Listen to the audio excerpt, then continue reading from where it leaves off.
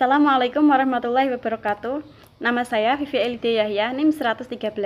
Di sini saya akan menjelaskan Q&A tentang akad rahn. Dalam studi kasus, tidak semua barang bisa digadaikan di pegadaian. Oke, langsung saja. Pada saat ini, zaman semakin maju dan teknologi juga berkembang pesat. Orang-orang rela menghabiskan uangnya untuk membeli barang branded atau terkenal dan mahal. Tidak peduli itu artis, pejabat, pengusaha, bahkan orang biasa saja jika mempunyai uang dan ingin memiliki barang mewah, pastilah membeli barang tersebut. Barang mahal biasanya memang berkualitas bagus dan awet, tetapi sekarang bukan itu saja yang diincar untuk dibeli, melainkan juga untuk investasi, bahkan sebagai ajang pamer di kalangan orang tertentu. Tetapi tidak semua orang mampu dan bisa membeli barang mewah tersebut. Mungkin saja ada orang yang kurang beruntung dalam ekonomi dan akan melakukan berbagai cara agar ia memenuhi kebutuhannya. Seperti menggadaikan barang mewah tadi yang ia punya atau hal lainnya yang ia punya seperti ijazah jika memang ia tidak memiliki barang berharga lainnya untuk digadaikan dan mendapatkan uang. Oke, selanjutnya yaitu Q&A untuk akad rahn dalam studi kasus tadi. Yang pertama, pertanyaannya, bagaimana hukumnya bila menggadaikan barang berupa pakaian biasa bukan sesuatu yang branded atau mewah? Oke, langsung saja jawabannya. Dari Anas, ia berkata, Rasulullah Shallallahu Alaihi Wasallam dalam menggadaikan baju besinya kepada seorang Yahudi di Madinah, lalu mengambil gandum untuk keluarganya dari gadai itu. Gadai berasal dari bahasa Arab arahan yang berarti tetap. Disebut tetap karena barang gadai ada pada pemberi pinjaman hingga hutang dibayar. Gadai berarti jaminan utang, gadaian, barang yang digadaikan, hipotek atau al-habs atau penahanan, yaitu menahan salah satu harta milik peminjam sebagai jaminan atas pinjaman yang diterimanya. Hadis tersebut memerintahkan kepada siapa saja mengadakan perjanjian dengan orang lain dan tidak memperoleh seorang penulis yang dapat dijadikan kepercayaan atau jaminan, hendaknya barang yang menjadi jaminan atau yang digadaikan tadi diserahkan kepada pemberi utang agar pemilik uang dapat tenang dan menjaga agar orang berutang sanggup membayar utangnya.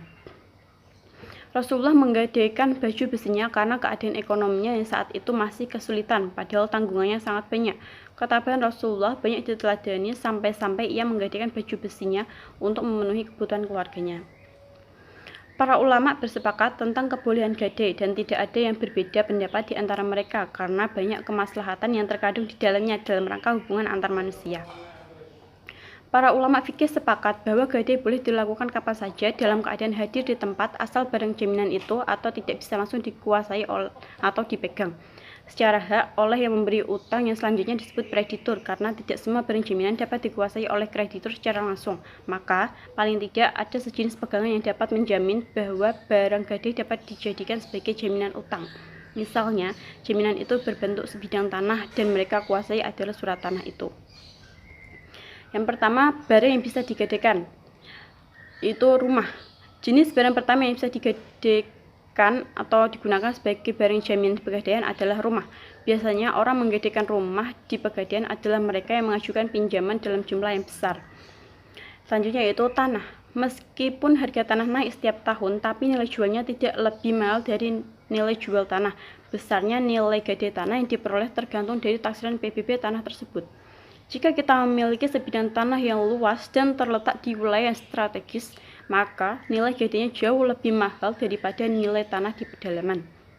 Selanjutnya yaitu kendaraan. Jenis kendaraan ini juga diterima oleh kantor pegadaian sebagai barang jaminan atas peminjaman sejumlah uang, baik itu mobil maupun sepeda motor. Untuk menjamin kedua kendaraan, kita harus menyertakan surat kelengkapan seperti BPKB. Selanjutnya yaitu barang elektronik. Jenis barang elektronik yang diterima sebagai barang jaminan adalah televisi, kulkas maupun laptop. Selanjutnya yaitu perhiasan emas. Emas adalah jenis barang pegadaian yang cukup umum dan banyak diajukan. Emas dalam berbagai bentuk perhiasan seperti kalung, gelang, maupun cincin hingga emas batangan. Selanjutnya yaitu perlengkapan rumah tangga. Jika bingung ingin menggadaikan apalagi demi memperoleh uang, kita bisa menggadaikan perlengkapan rumah tangga, misalnya kitchen set, sofa, tempat tidur, termasuk lemari pakaian sekalipun. Intinya, perlengkapan tersebut masihlah bagus dan layak pakai.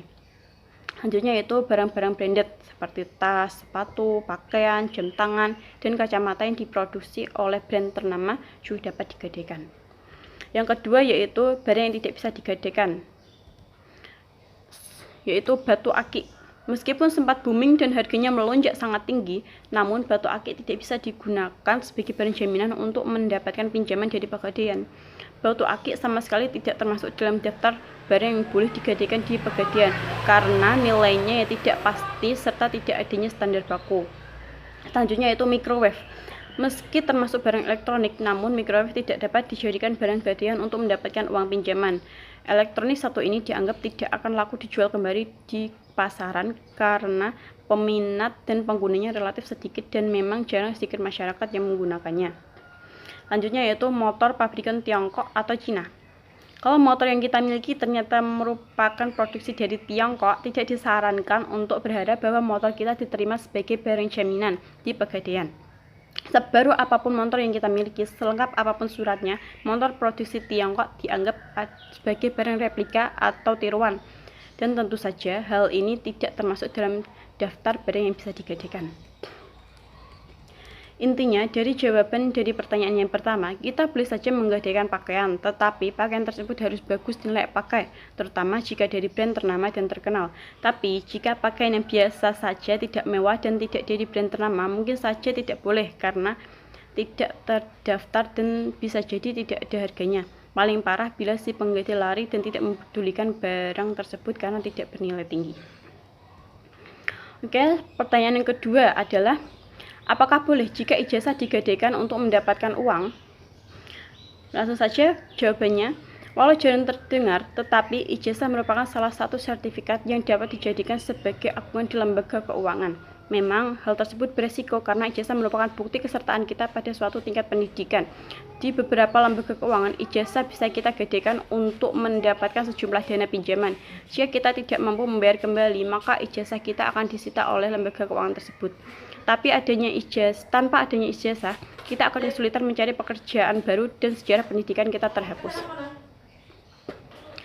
Namun, tidak ada yang dapat memprediksi kapan seseorang membutuhkan dana pinjaman. Mungkin saja harta satu-satunya yang kita miliki adalah ijazah. Tidak ada salahnya menggadaikan ijazah untuk mendapatkan uang pinjaman.